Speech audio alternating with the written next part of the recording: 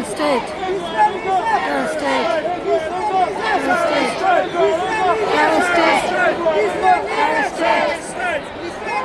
Terror state.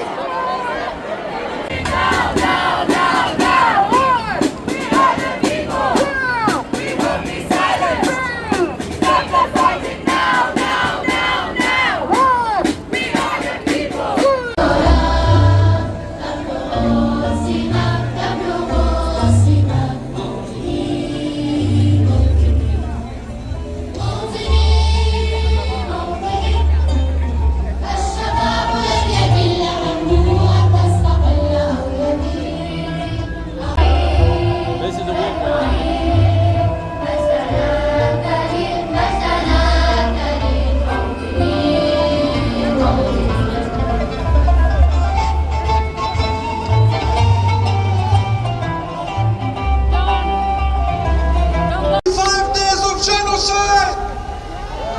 Thank you for your humanity, for your persistence, for your defiance, because that is what you have done. It is because of you and millions like you, the world, who have come out, all these millions, week after week to protest, that we witness a sea change in global public opinion. It is because of you. And this has forced governments around the world to respond, to correct. This week, the UN Security Council finally passed a binding resolution for an immediate ceasefire in Gaza.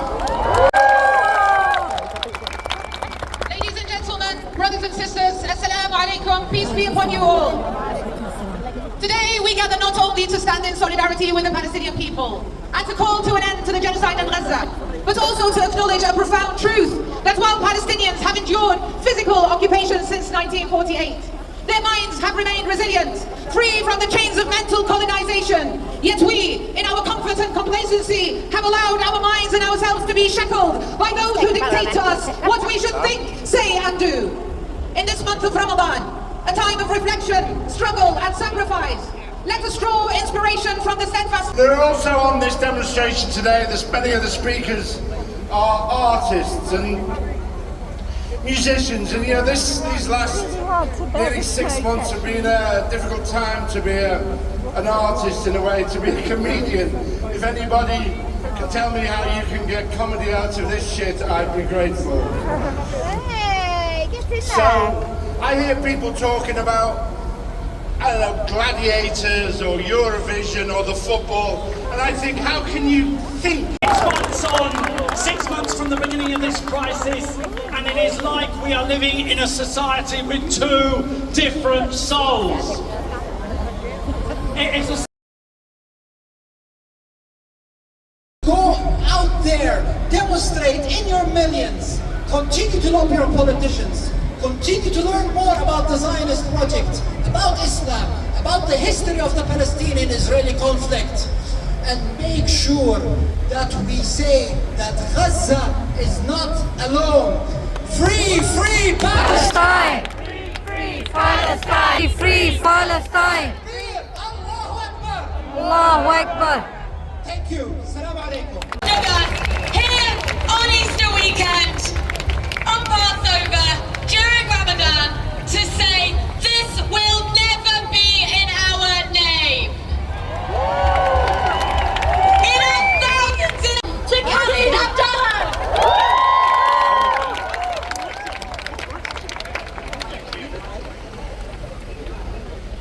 I speak to you today with a mixture of pride and grief. For those of you who've been marching now for 6 months, I imagine you have a story like mine. I stand in front of you now as an inheritor of the struggle for Palestinian liberation.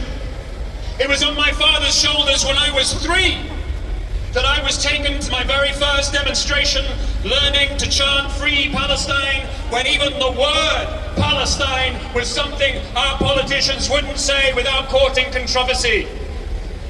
And now here I stand, that child grown up into a 43-year-old man whose children are here today. And while it fills me with pride to have them here and stand in front of them demanding a free Palestine, I dream of a world in which this is not the legacy we pass on to them. I do not dream of a world in which in 20, let alone 40 years, my children stand in Trafalgar Square demanding justice for the Palestinians, demanding an end to the occupation. We stand here on a threshold. There is no time in these 40 years in which we were in our thousands and our millions, week after week after week. The moment we are living is that change in global consciousness that we have been waiting for 75 years. Wherever you are and wherever you stand, you will know that among the many things that have marked these months is the thousands of children who have been killed, orphaned, maimed, and the thousands who have survived, for whom this is the beginning of their life. Amongst the most powerful chants, whose children? Our children! Whose children? Our children! Whose children? Our children! While I have been part of this struggle for over 40 years since I was a child, I know that there are parts of me that grew up into the silences that had come to ruling or to suspend arms sales to the Israeli military. Friends, what we need is a permanent ceasefire that stops the bombs from falling, that stops Netanyahu's threats to launch an assault on Rafah, that sees the return of all hostages and end to the forced displacement, and that pulls Gaza back from the brink of famine and starvation. So friends, we will never be bound and we will never be silenced. We will. People on the right side of history are the people who push our government into finally backing a ceasefire at the United Nations. So thank you, and welcome. I was the first MP to bring a ceasefire motion to Parliament nearly 6 months ago. Ministers told me then it was a wrong approach. But now you have helped to change the government's position. That shows the power of protest, and it shows why we can't allow this government to clamp down on our right to protest. As today's wars make trillionaires out of billionaires, tomorrow's wars will fuel generations of hate. Generations of hate. I'm losing my grip on reality. I cannot simply agree that we are civilized. Acting like this earth is infinite is a chessboard of lies that will generate stalemate. Generate stalemate. Yes, I've gone to the hills again. Yes, I've gone away. Money is made when bombs are dropping in Afghanistan, when white phosphorus falls in Palestine. Pouring weapons at a record pace. I'm in anyone who wants a taste of disgrace. Wants a taste of disgrace. Yes, I've gone to the hills again. Yes, I've gone away. Yes, I've gone to the hills again. Yes,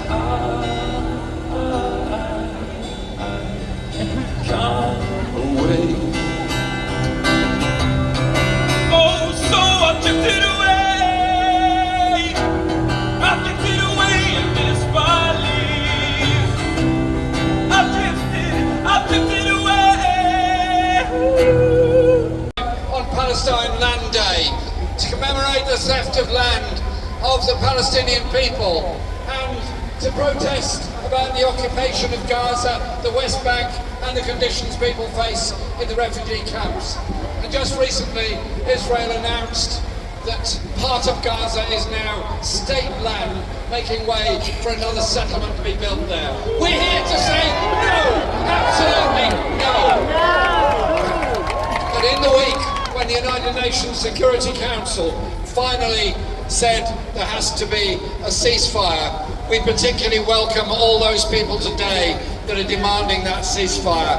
If I may say so, can we make a special mention to all the medical workers in Gaza and the medical campaign that supports them in Gaza. They are doing their best to save lives and support people without anaesthetics, without any means of even cleaning basic wounds. Yet a few kilometres away, there's material to treat every illness, there's water, there's food.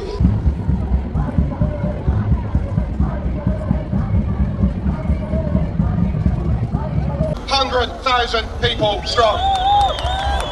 Friends, this is the 11th time we have marched in the centre of London in our hundreds of thousands. Once more, 6 months in, we are still marching, calling for a ceasefire. We march because despite Israel being on trial in the world's highest court for the crime of genocide, our government continues to protect it from accountability, continues to sell it weapons, continues to cut funding to UNRWA, the only agency with the capacity to deliver the food and the supplies that the people of Gaza need, even now, when according to the